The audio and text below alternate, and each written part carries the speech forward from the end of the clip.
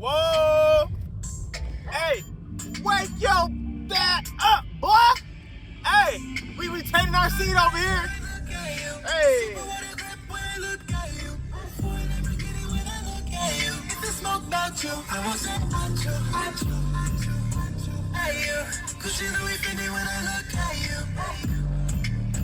Woo! Ah, yeah.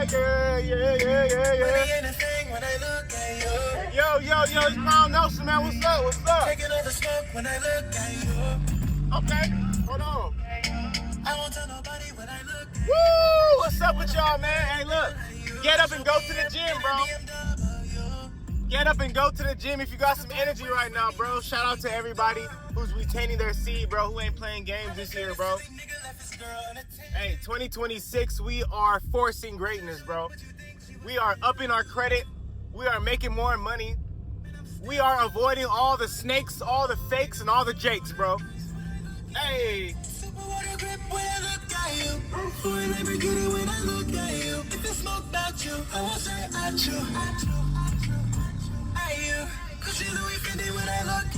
Ha!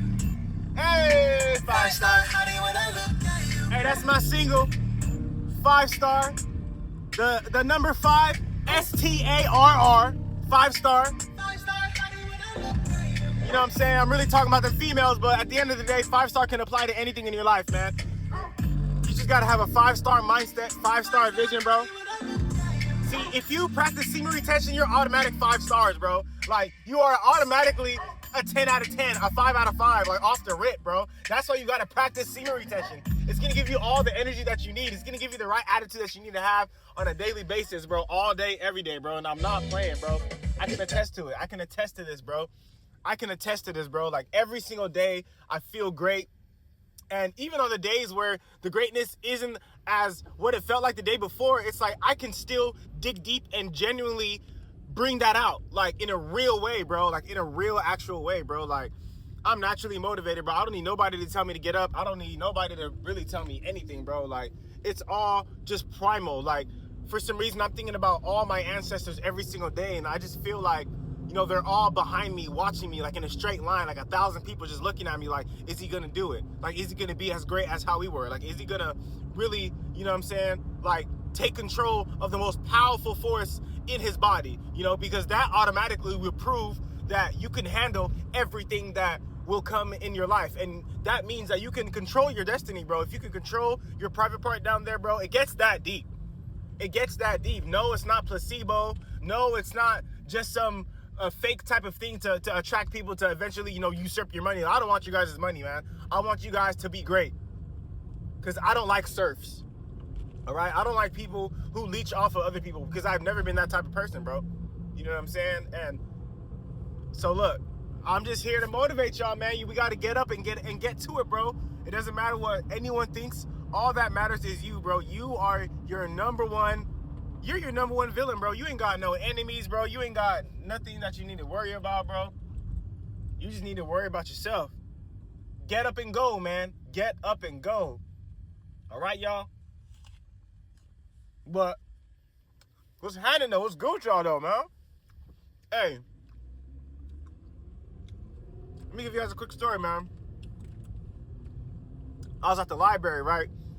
You know, I'm handling some business. You know, I'm looking at emails. I'm sending out texts. I'm doing stuff that I gotta do. I'm cold calling. I'm doing all kinds of stuff, right? And I see this one guy behind me, man. He had like this gangster look. He was just looking at me, you know. And, you know, I would look at him. You know, he would look. I'd turn around. I'm on my business, right?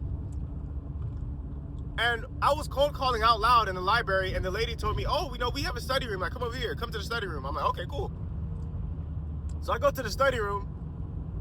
And I'm in the study room, right? I look up, I see the guy. He walks past, like, you know, the front door or whatever. And, you know, and I look at him, he looks at me, and I'm like, okay. So he goes past, I'm like, okay, whatever. I think nothing of it. And then he comes back again and looks at me again. I'm like, okay, you know what?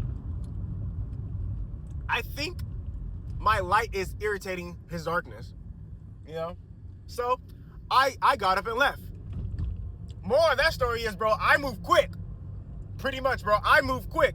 And look, I have another quick story for y'all, bro. Like, bro, I don't play around anymore, bro. I move so swift. Like, I don't play around with my intuition. If I sense any type of weird energy, I'm immediately taking action and removing myself from the situation, bro. Off rip. So I came across this barber, right? I had a barber, and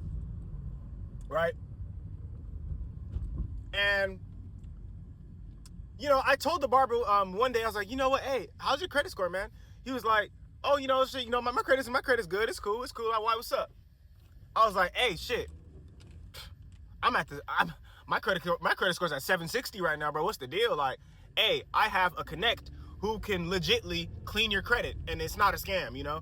You just gotta pay, bro, like, you know, pay him $1,000, right? And you can finance it too. And he was like, oh, for real? Hey, man, can you get him to talk to me? I'm like, sure, yeah, I can get him to talk to you, sure, no problem. So, you know, but he was like, oh, you know, I'm trying to learn what he's doing. I want to learn like how, you know, how to create a team and, you know, learn all that stuff. So I was like, I mean, I don't know if he, in my head, I'm like, okay, I don't think he's going to give you that, but I'll still make the connection. So I make the connection, right? But wait, but before I did all that, right? Before that. So I told him this, right? And he's cutting my hair. And another barber comes up to him, right? And, you know, and they're talking. And I'm going to be honest, y'all. This might sound a little bit schizophrenic. And you could make the argument that I may have been assuming. But look, just hear me out. So the other barber comes up to him and he's like, hey, man, okay, hey, I see you, you know, you cutting his hair, man. It looks real good, man. And he was like, what my barber decided to do was, I guess, basically talk about some other guy, right? You know, about some random barber who I guess wasn't at the shop that day. But he said that, oh, yeah, man, you know, Bobby, right? You know, Bobby, man, I'm going to play chess with Bobby. You know, like, oh, yeah.